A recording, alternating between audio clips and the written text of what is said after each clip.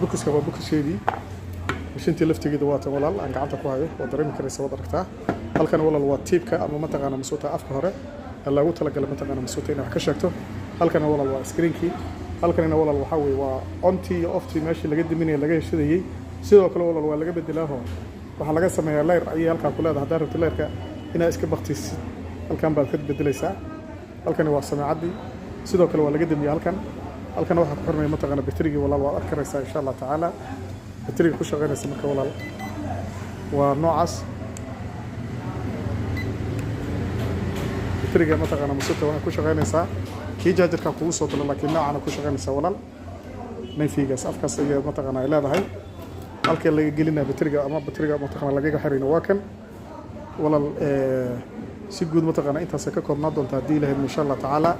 halkani waa baasha yar suunka la gashanay walaal suunkaad ku xiran doonta hadii ilaahay insha Allah taala tana waa borsakiyaawo ama mataqana baasha yarta oo loogu tala galay inaad ku xirato suunka iyo mataqana musuuta isku la xiratid hadaba engineer waxaan sameyn doonaa tijaabo yar sameyn doonaa halkaas hal garaam oo dahab ayaa igu jira oo karaysa dabcan tijaabadii baa markaa walaal sameyn doona hadii ilaahay yiraahdo insha Allah taala mashiinta waxaan sameeynaya waa shidaya bateriga waa igu xiran yahay waliba bateriga la jaajar garinaya walaal kugu soo daray ila soco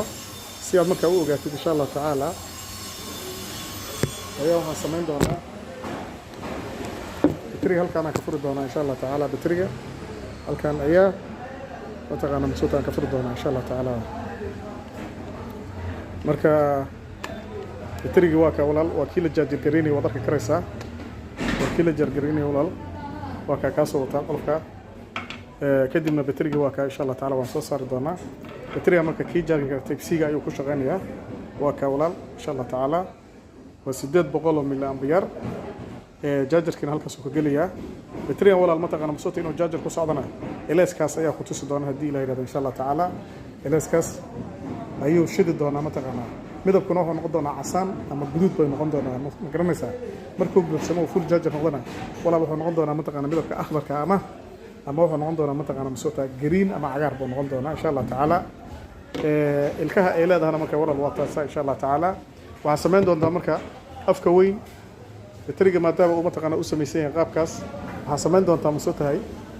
afkiisa ku aadin doontaa marka sidaas aan xiri doonaa insha Allah taala sidaas ayaan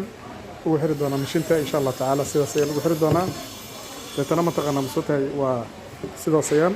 u siil garan doonaa ama xiri doonaa hadii ilaahay yiraahdo insha Allah taala waa ka sidaas baan xiri doonaa hadii ilaahay yiraahdo waa ii xiran tahay mashiintina waa ii shidan tahay mashiinta waa ii shidan tahay insha Allah taala si markaad u ogaato walaal halka garaamo dahab ayaan ku tijaabin doonaa insha Allah taala la soco